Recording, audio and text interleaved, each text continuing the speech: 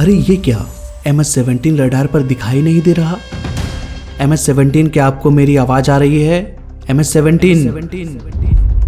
न कोई मेडे कॉल और न कोई emergency message. Malaysian airline flight 17 हमेशा के लिए खामोश हो गया और फिर प्लेन का सारा मलबा बारिश की तरह नीचे गिरने लगा। आखिर क्या हुआ इस प्लेन के साथ? कैसे हवा में ही ये प्लेन चूर चूर हो गया? आइए पूरी कहानी समझने की कोशिश करते हैं आज के इस वीडियो में। Hey guys, welcome back to the AR YouTube channel. और 17 जुलाई 2014 Amsterdam airport Netherlands, Malaysian airline flight 17 का एक विमान उड़ान भरने की तैयारी कर रहा था। ये बोइंग 777 मॉडल का प्लेन था। 2 इंजन वाला ये प्लेन आकार में काफी बड़ा है। प्लेन में 15 क्रू मेंबर सवार होने लगे। इनके अलावा 283 पैसेंजर्स भी धीरे धीरे प्लेन में सवार होने लगे। कैप्टन वान 49 वर्ष के थे। 13,239 फ्लाइट आवर का एक्सपीरियंस था इनके पास। वहीं फर्स्ट ऑफिसर अहमद हकीम थे। इनकी उम्र 29 वर्ष थी और इनके पास 3,190 फ्लाइट आवर का एक्सपीरियंस था। ये फ्लाइट थोड़ी लंबी होने वाली थी, इसलिए 2 एक्स्ट्रा पायलट भी प्लेन में सवार थे, कैप्टन जीन लियोनी और को पायलट अब्दुल रहीम। इस प्लेन को एम्स्टरडैम इंटरनेशनल एयरपोर्ट नीदरलैंड से कोलालमपुर इंटरनेशनल एयरपोर्ट मलेशिया जाना था। प्लेन में रिफ्यूलिंग के बाद दोपहर के करीब 12:30 बजे ये एम्स्टरडैम एयरपोर्ट से उड़ान भरा। पोलैंड, यूक्रेन, रसिया, कजाकिस्तान, म्यांमार, थाईलैंड से होते हुए अगले दिन मलेशिया पहुंचना था। प्लेन में सब कुछ ठीक था। धीरे धीरे यह प्लेन मैक्सिमम एल्टीट्यूड पर पहुंचने लगा। समय 3:53। फ्लाइट प्लान के अनुसार MS-17 को यूक्रेन के डेनिप्रो सिटी तक जाते जाते इन्हें अपने एल्टीट्यूड को बढ़ाकर 35,000 की ऊंचाई में चले जाना था। पर अभी ऑलमोस्ट 2 ही घंटे पहले ये प्लेन उड़ान भरा था, इसलिए काफी मात्रा में प्लेन के टैंक में अब भी फ्यूल मौजूद था। नतीजा, प्लेन भारी होने की वजह से MS-17 सिर्फ 33,000 फीट के एल्टीट्यूड पर ही जा सका। इसमें कोई दिक्कत वाली बात नहीं थी। नॉर्मली ऐसा होता है। प्लेन कुछ घंटे उड़ान भरने के बाद जैसे जैसे फ्यूल बर्न करता है, प्लेन का वजन भी हल्का होता जाता है और समय के साथ साथ हल्का होने की वजह से ये और भी ऊपर उड़ान भर सकता है। खैर, उसी वक्त एक दूसरा विमान सिंगापुर एयरलाइन उसी एयर स्पेस में उड़ान भर रहा था। इवन उसकी भी ऊंचाई 33,000 फीट थी, यानी कि दोनों ही प्लेन एक ही एल्टीट्यूड पर थे। MS-17 ने ATC से कहा कि हम 35,000 फीट के एल्टीट्यूड पर नहीं जा पा रहे हैं, इसलिए हमें 33,000 फीट की ऊंचाई पर ही बने रहने का परमिशन चाहिए। अब क्योंकि दोनों सेम एल्टीट्यूड में थे, इसलिए ATC ने सिंगापुर एयरलाइन को कहा कि आप 35,000 फीट के एल्टीट्यूड पर चले जाइए। कुछ मिनटों बाद MS-17 ने कहा कि मौसम थोड़ी खराब हो चुकी है, इसलिए हमें अपने रूट को थोड़ा बदलना पड़ेगा। हम अपने रूट को 20 नॉटिकल माइल्स चेंज करना चाहते हैं। ATC ने अप्रूवल दे दिया। इसके बाद कैप्टन ने फिर से पूछा कि क्या हम 34,000 फीट के एल्टीट्यूड पर जा सकते हैं। ATC ने रिजेक्ट कर दिया। उन्होंने कहा कि उसी एल्टीट्यूड पर बने रहो। अब MS-317 अपने उसी एल्टीट्यूड पर अपने रूट को चेंज किया और बादलों से बचते हुए आगे निकलने लगा। कुछ देर बाद ATC ने कहा कि अब वापस अपने रूट पर आ जाओ। अच्छा, एक बात और मैं बताना भूल गया। ये सारी जो बातें हो रही थी वो डेनिप्रो ATC से हो रही थी, जो कि यूक्रेन में है। समय 4:20। MS-17 जल्द ही यूक्रेन को पार करके रसिया के ऊपर उड़ान भरने वाला था, इसलिए डेनिप्रो ATC ने रसिया के ATC से संपर्क किया और रसिया के ऊपर उड़ान भरने का परमिशन मांगा। परमिशन मिलने के बाद डेनिप्रो ATC ने दोबारा से MS-17 से कांटेक्ट करने की कोशिश किया ताकि वो क्रू को इन्फॉर्म कर सके कि अब आप रसिया के ऊपर उड़ सकते हैं, लेकिन MS-17 से कोई जवाब नहीं आया। बैक टू बैक कई सारी रेडियो कॉल्स की गई, लेकिन नो रिस्पॉन्स। प्लेन रडार में दिखाई ही नहीं दे रहा था।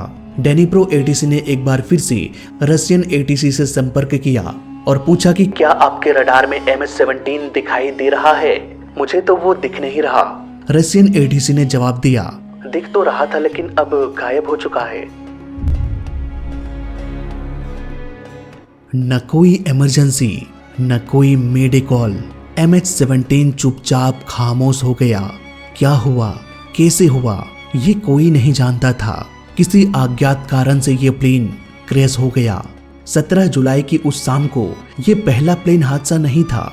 उस दिन एक और प्लेन क्रैश हुआ जो कि मिलिट्री प्लेन था। ये हादसा भी ठीक उसी वक्त हुआ जब MH17 क्रैश हुआ।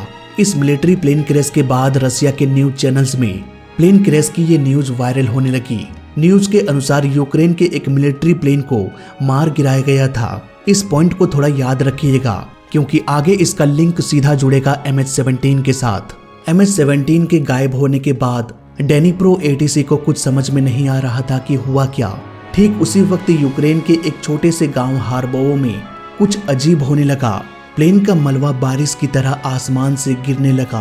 प्लेन के डेब्रिज, सीट, टेल सब कुछ टूट टूट कर नीचे गिरने लगा। शुरुआत में आई विटनेस को लगा कि ये कोई मिलिट्री प्लेन है, लेकिन कुछ ही देर में यात्रियों की बॉडीज, उनके लगेज आसमान से गिरना शुरू हो गया। जल्द ही सबको पता चल गया कि ये एक विशालकाय प्लेन था जिसमें 298 लोग सवार थे। यात्रियों के कटे हुए अंग, उनका लगेज 33,000 फीट की ऊंचाई से गिरने लग रहा था। प्लेन का ये सारा मलबा करीब 50 किलोमीटर स्क्वायर के दायरे में फैल गया। ज्यादातर बॉडी खेत में जाकर गिरा, इवन कुछ बॉडी तो घरों के ऊपर भी जाकर गिरा। जरा सोचिए दोस्तों, वो मंजर कितना भयानक रहा होगा। ऐसे प्लेन हादसे जहां प्लेन का मलबा 50 किलोमीटर के दायरे में बिखरा पड़ा हो, तो ऐसे में उन सभी मलबों को रिकवर कर पाना बहुत बड़ा चैलेंजिंग टास्क होता है। कई बार सबूतों के साथ छेड़छाड़ भी हो जाती है। उस वक्त यूक्रेन की हालत कुछ ऐसी ही थी। वहां के जो लोकल निवासी थे उन्होंने बॉडी के साथ लूटपाट किया, पैसे और कीमती सामान चुराने लगे।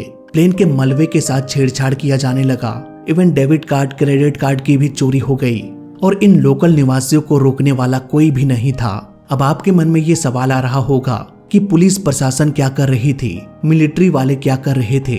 तो देखो, यूक्रेन एक ऐसा देश है जो पहले USSR का पार्ट था, यानी कि सोवियत यूनियन का हिस्सा था। जब सोवियत यूनियन टूटा तो यूक्रेन बना। ये यूरोप और रसिया के बीच में है। यही वजह है कि इस देश में कुछ लोग रसिया से मिलना चाहते हैं तो कुछ यूरोप का पार्ट बनना चाहते हैं। यूरोप कहता है कि यूक्रेन हमारा है और रसिया कहता है कि हमारा है। साल 2014 में जो यहाँ के प्रेसिडेंट थे उनका झुकाव रसिया के तरफ ज्यादा था, इसलिए वो अपने देश को रसिया से मिलाने में लगे हुए थे। इससे लोग भड़कने लगे, प्रोटेस्ट होना शुरू हो गया। देखते ही देखते ये प्रोटेस्ट वायलेंस में बदल गया। ये सब देख यहाँ के जो प्रेसिडेंट थे वो देश छोड़कर ही भाग गया। ऐसे में यूक्रेन को कंट्रोल करने वाला कोई नहीं बचा। नए प्रेसिडेंट को चुना तो गया, लेकिन तब भी इस देश में ऐसे कई सारे इलाके थे जो वहाँ के लोकल निवासी ही रूल करते थे। कोई सरकारी कानून नहीं। MH17 जिस इलाके में क्रैश हुआ था वहाँ भी कुछ ऐसा ही सीन चल रहा था। कोई कानून नहीं, कोई रूल रेगुलेशंस नहीं। यही वजह है कि कई सारी लूटपाट की गई, प्लेन के मलबों के साथ छेड़छाड़ किया गया, सबूत मिटाने की कोशिश की गई। बिना वहां के लोकल लोगों के परमिशन के इन्वेस्टिगेटर्स छानबीन भी नहीं कर पा रहे थे। यही वजह है कि 2 से 3 दिन लग गए बात करने में। तब जाकर इन्वेस्टिगेटर्स को छानबीन करने की इजाजत दी गई, वो भी हथियार के नोक पर। जब इनका मन करता तो इन्वेस्टिगेशन रोक देता, मतलब कि मनमानी खूब चल रही थी। ये सब देखते हुए मलेशिया के प्राइम मिनिस्टर ने एक एग्रीमेंट भी किया जिसके अनुसार इन्वेस्टिगेटर्स पर कोई भी दबाव नहीं डाला जाना चाहिए। लेकिन इसका भी ज्यादा प्रभाव पड़ा नहीं, क्योंकि यहाँ कानून नाम की कोई चीज ही नहीं थी। शायद यही वजह है कि सारे मलबों को कलेक्ट करने में 4 से 5 महीनों का वक्त लग गया। इतने दिनों में बॉडीज भी काफी सड़ चुकी थी। फिर भी 298 लोगों में से 292 बॉडीज को आइडेंटिफाई किया गया। दिसंबर 2014 तक जितना भी प्लेन का मलबा रिकवर हो पाया उन सबको नीदरलैंड ले जाया गया। अब वक्त था मिस्ट्री से पर्दा उठाने का कि कैसे MH17 बिना मेडे कॉल, बिना किसी इमरजेंसी मैसेज के रडार से गायब हो गया। इन्वेस्टिगेटर्स ने जब प्लेन के मलबे को देखा तो उन्हें कुछ अजीब दिखाई दिया। प्लेन के बॉडी में बहुत सारे छोटे छोटे छेद थे।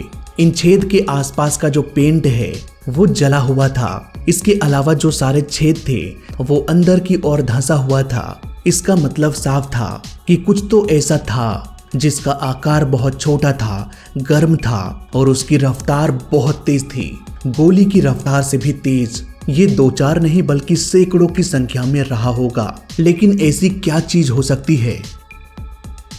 इन्वेस्टिगेटर्स यहाँ पर समझ चुके थे कि ऐसा तभी पॉसिबल हो सकता है जब कोई मिसाइल फटा हो, मलबे में जो ज्यादातर छेद था वो लेफ्ट साइड के कॉकपिट के पास था, यानी कि मिसाइल कॉकपिट के पास फटा होगा।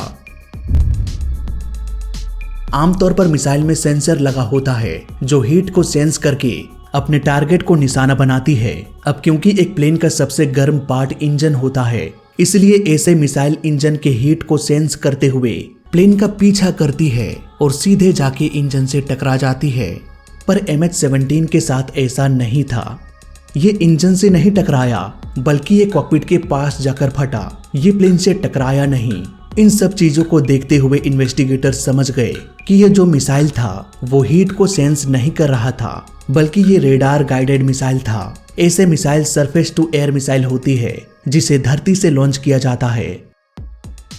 ये जो गाड़ी है इसके अंदर पूरा रेडार सिस्टम होता है। ये आसमान में उड़ रहे सभी ऑब्जेक्ट को ट्रैक करता है और जब इसे किसी प्लेन को टारगेट करके लॉन्च किया जाता है तो लॉन्चर के अंदर लगा कंप्यूटर प्लेन के सारे डिटेल को एनालाइज करता है, जैसे कि प्लेन का डायरेक्शन क्या है, प्लेन का एल्टीट्यूड क्या है, वो कितने स्पीड से फ्लाई कर रहा है।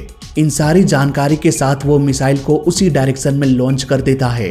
लॉन्च के कुछ ही सेकंड्स बाद ये सुपरसोनिक स्पीड को भी पीछे छोड़ देती है और साउंड के 3 गुने स्पीड से भी अधिक तेजी से ये अपने टारगेट की ओर बढ़ने लगती है। इस मिसाइल में भी एक छोटा सा गाइडेंस सिस्टम होता है जो ग्राउंड रेडार से मिले सिग्नल को फॉलो करता है। ये लॉन्चर लगातार प्लेन का इंफॉर्मेशन भेजता रहता है मिसाइल तक और मिसाइल उसी इंफॉर्मेशन का यूज करके अपने टारगेट तक पहुंच जाती है। इस मिसाइल के अंदर मेटल के छोटे छोटे टुकड़े होते हैं। जब इसके अंदर लगे रेडार को पता चलता है कि हम टारगेट के बेहद नजदीक पहुंच चुके हैं, तब ये फट जाती है। इसके विस्फोट के साथ ही छोटे छोटे मेटल के टुकड़े चारों ओर फैल जाती है। ये मिसाइल लगभग 80,000 फीट के एल्टीट्यूड तक पहुंच सकती है, यानी कि प्लेन जिस ऊंचाई पर फ्लाई करते हैं उससे दोगुनी ऊंचाई पर ये पहुंच सकती है। अब इन्वेस्टिगेटर्स को ये तो समझ में आ चुका था कि ये कोई हादसा नहीं है, ये एक सोची समझी साजिश है। पर ऐसा कौन कर सकता है? साइंटिस्ट की एक टीम ने प्लेन के डायरेक्शन और स्पीड को, मिसाइल के स्पीड और डायरेक्शन को एनालाइज किया और उन्होंने एक रफ आइडिया लगाया कि आखिर वो मिसाइल कहां से लॉन्च की गई थी। उन्होंने पाया कि ये जो स्निज्ने नाम का एक छोटा सा शहर है, हो ना हो यहीं से मिसाइल लॉन्च किया गया होगा। लेकिन प्रैक्टिकली अगर देखा जाए तो ये पॉसिबल नहीं था, क्योंकि ये जो इलाका था वहां पर गवर्नमेंट का कोई कंट्रोल नहीं था। इन लोगों का सरकार के खिलाफ वार तो छिड़ा हुआ था, लेकिन उनके पास इतनी आधुनिक मिसाइल नहीं थी। अगर थी भी तो वो उतनी ऊंचाई तक नहीं पहुंच सकती थी। इसलिए इस बात की कंफ्यूजन बढ़ने लगी कि आखिर मिसाइल लॉन्च किया तो किसने किया और कहां से किया। अब इन्वेस्टिगेटर्स को इतना तो पता चल गया कि प्लेन रडार से गायब नहीं हुआ था। इस पर ग्राउंड से रडार गाइडेड मिसाइल से अटैक किया गया। अब इन्वेस्टिगेटर्स के लपेटे में रसिया भी आ चुका था। पूरा शक रसिया पर चला गया, क्योंकि इतनी आधुनिक मिसाइल लोकल निवासियों के पास होगा नहीं जो 33,000 फीट ऊपर जाकर प्लेन को उड़ा दे। इवन जब ये प्लेन क्रैश हुआ तब एक रशियन न्यूज चैनल में न्यूज चल रही थी जिसमें बताया जा रहा था कि हमने यूक्रेनियन प्लेन को मार गिराया। इसके विषय में मैंने वीडियो के शुरुआत में भी बात किया था, लेकिन असली सच तो ये थी कि कोई मिलिट्री प्लेन को नहीं मारा गया, बल्कि 298 लोगों से भरा विमान MH17 को मार गिराया गया। लेकिन बाद में जब ये पता चला कि वो पैसेंजर प्लेन था, तब सारे के सारे रशियन न्यूज को गायब कर दिया गया। इसके बाद रसिया कहने लगा कि हमें कुछ भी नहीं पता। उधर Russian agency back to back इस केस के बारे में फेक न्यूज फैला रही थी। कभी वो कहते कि इस प्लेन को फाइटर प्लेन ने उड़ा दिया, तो कभी सैटेलाइट का गलत डेटा पेश किया गया। इवन यहाँ के न्यूज चैनल्स में ये भी बताया गया कि UFO ने MH17 को उड़ा दिया। लेकिन इस फेक न्यूज से दूर इन्वेस्टिगेटर्स अपने काम में लगे हुए थे। थोड़ी बहुत छानबीन करने के बाद बहुत सारे ऐसे सबूत मिल गए जिसने ये साबित कर दिया कि रेबल कंट्रोल एरिया, यानी कि वो जगह जहां पर गवर्नमेंट का कंट्रोल नहीं है, वहां पर कुछ लोगों ने 2 बड़े बड़े ट्रक देखा जिसके ऊपर मिसाइल सिस्टम लदा हुआ था। इससे सरफेस टू एयर अटैक किया जा सकता था। क्या इस मिसाइल सिस्टम को रसिया ने भेजा था? इसका पता लगाने के लिए सारे कॉल डिटेल्स को निकाला गया। 1.5 लाख कॉल रिकॉर्डिंग सुना गया। 15 लाख फोटोज और वीडियोस को देखा गया।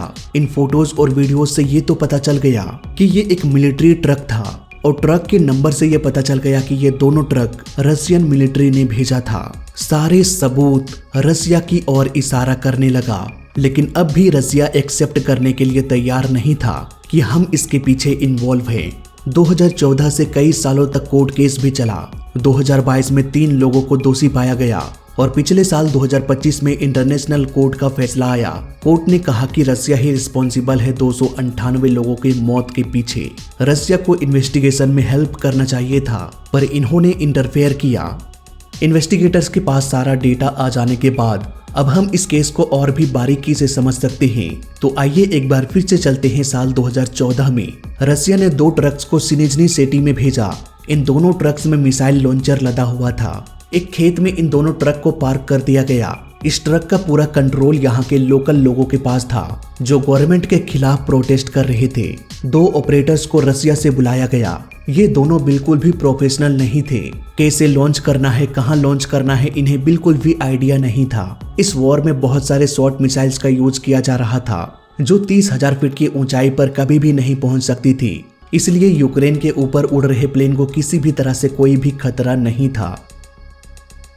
32 देशों के 62 एयरलाइन कंपनीज इसी रूट से हर रोज दर्जनों प्लेन उड़ा रहे थे, पर 17 जुलाई को जो हुआ उसके बारे में किसी को भी पता नहीं था। यहाँ के लोकल लोगों के पास एक ऐसी मिसाइल हाथ लग चुकी थी जो 80,000 फीट ऊपर जा सकता था। अब क्योंकि यहाँ पर गवर्नमेंट का कोई भी कंट्रोल नहीं था, इसलिए इन लोगों ने जहां तहां टारगेट करना शुरू कर दिया। MH17 जब टेक ऑफ करके यूक्रेन के ऊपर उड़ान भर रहा था, तब प्लेन का ट्रांसपोंडर ऑन था। रडार में इजिली ये देखा जा सकता था कि ये एक कमर्शियल प्लेन है, ना कि मिलिट्री प्लेन। यहाँ तक कि प्लेन का मॉडल भी विजिबल होता है, पर उन नौसिखिए ऑपरेटर्स ने ये देखा ही नहीं कि जिसे टारगेट किया जा रहा है वो कौन सा प्लेन है। हालांकि बाद में उन लोगों ने बोला कि हमें रडार में कुछ भी दिख नहीं रहा था। टेक्निकली ऐसा होना नहीं चाहिए था कि सिर्फ एक डॉट दिखे जब तक रडार में खराबी ना हो, या फिर ये भी हो सकता है कि रडार छोटा होने की वजह से, या फिर ये भी हो सकता है कि रडार का साइज छोटा होने की वजह से एयरक्राफ्ट से ठीक से कम्युनिकेशन ना हो पा रही हो। लेकिन फिर भी किसी अनजान ऑब्जेक्ट पर अटैक नहीं करना चाहिए था जब तक कि उससे खतरा महसूस ना हो। ऑपरेटर्स को यह पता होना चाहिए था कि ये 80,000 फीट ऊपर जाकर टारगेट कर सकता है। हर रोज दर्जनों कमर्शियल प्लेन उड़ान भरते हैं, इसलिए सबसे पहले उस अननोन ऑब्जेक्ट से कांटेक्ट करना चाहिए था। लेकिन ये सब कुछ भी नहीं किया गया, सीधे अटैक कर दिया गया। लॉन्च के कुछ ही सेकंड्स बाद साउंड के 3 गुने रफ्तार को भी क्रॉस कर दिया। पायलट ने इस मिसाइल को देखा होगा या नहीं, इसके बारे में कुछ कहा नहीं जा सकता, लेकिन अगर वो देख भी लेते तो उनके पास कोई ऑप्शन बचा ही नहीं था। प्लेन में किसी भी तरह का कोई भी डिफेंस सिस्टम नहीं होता, इसलिए मौत को गले लगाने के अलावा उनके पास और कोई दूसरा ऑप्शन नहीं था। अगर पायलट को पता भी चला होगा तो मुश्किल से पायलट को 5 सेकंड का समय मिला होगा प्लेन को बचाने के लिए। नतीजा, मिसाइल के इन छोटे छोटे छल्लों ने प्लेन में सैकड़ों की संख्या में होल बना दिया। यात्रियों के शरीर को चीरते हुए ये छल्ले निकल गए।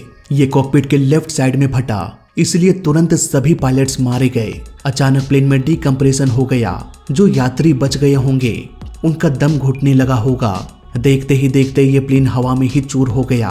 कॉकपिट वॉइस रिकॉर्डर ने मिसाइल के फटने की आवाज को रिकॉर्ड किया, जो कि आखिरी आवाज थी। इसके बाद दोनों ब्लैक बॉक्स ने रिकॉर्डिंग करना बंद कर दिया। कुछ लोग डीकंप्रेशन के बाद भी बेहोशी की हालत में जिंदा रहे होंगे, लेकिन 33,000 फीट की ऊंचाई से नीचे गिरने पर कोई भी बच नहीं पाएगा। अब क्योंकि रसिया ने उन लॉन्चर्स को भेजा था, इसलिए रसिया पूरी निगरानी रख रहा था। और जैसे ही प्लेन क्रैश हुआ, रशियन न्यूज तुरंत एक्टिव हो गई। उन्हें लगा कि मिलिट्री प्लेन मार दिया गया है, जबकि ऐसा था नहीं। रसिया को समझ में आ गया कि वो फंस सकता है, इसलिए उसी दिन दोनों ट्रक्स को वापस रसिया ले आया गया। अब सिनिजने के लोकल निवासियों को भी ये पता चल गया कि हमने तो बहुत बड़ी गलती कर दी, इसलिए उन लोगों ने इन्वेस्टिगेशन में टांग अड़ाना शुरू कर दिया। इन्वेस्टिगेटर्स को जांच करने की इजाजत नहीं दी जा रही थी। जब मन किया तब उन्हें रोक दिया गया। एविडेंस को मिटाने की कोशिश की जाने लगी, लेकिन जो सच है वो एक न एक दिन सामने आएगा ही। एक लंबे इंतजार के बाद 10-11 साल बीतने के बाद फाइनली ये पता चला कि इस हादसे के पीछे कौन है। लेकिन अब किसी को क्या ही फर्क पड़ता है। 298 जिंदगियां तो उजड़ गई, अब सजा भी दी जाए तो किसे दी जाए। ये कहानी थी MH17 की। आप में से बहुत सारे लोग मेरे वीडियोस देखते तो हैं, लेकिन सब्सक्राइब नहीं करते, तो भाई सब्सक्राइब करके जाना। वीडियो अच्छा लगा तो लाइक कर देना, बुरा लगा तो डिसलाइक कर देना, और दोनों ही केस में इस चैनल को सब्सक्राइब कर देना, क्योंकि इस चैनल में सीखने के लिए बहुत कुछ है। तो मैं मिलता हूँ आपसे अगली वीडियो में। जय हिंद, वंदे मातरम।